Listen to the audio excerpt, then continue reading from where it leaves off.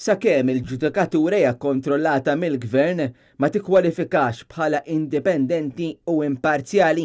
Hekk sostna l-imħallef għad-drittijiet tal-bniedem Giovanni Bonello.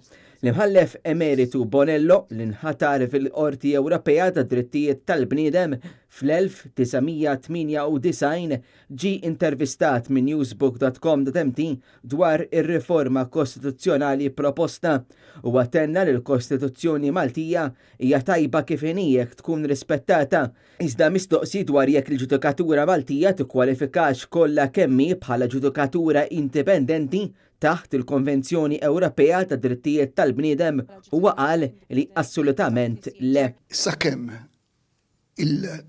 l-eżekuttiv ċo il-Gvern ikompli juża l-ġudikatura bil-mod li qed juża, assolutament ma tikkwalifikax.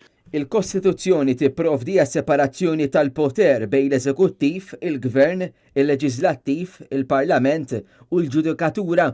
Kull fera tingħata ċertu setat biex tifverifika u tibbilanċja l-ferat l-oħra. Kull fera għandha qawwa separata u ġeneralment kull fera mhix permessa teżerċita l-poteri tal-ferat l-oħra. Madankollu l-imħallef emeritu Giovanni Bonello osserva li l-ġudikatura Maltija hija moħbija u kontrollata mill-Prim Ministru.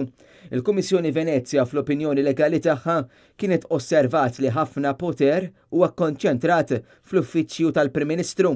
Fil-fatt, Bonello irrimarka li f'Malta m'hemm l-ebda separazzjoni tal-poter minħabba il-mod kif tintlaqa il-Kostituzzjoni. Bonello ikkummenta li l-bidliet li wettaq il-Gvern Laburista għamlu sitwazzjoni jar. Qal li fil-waqt li fil-passat il-Prim Ministru għażel u ħatar membri ġodda tal-ġudikatura, is-sitwazzjoni issa hi li hemm tip ta' kummissjoni li tagħti parir lill-Prim Ministru. Iżda fl-aħħar mill-aħħar il-Prim Ministru jagħżel lil min għandu jaħtar.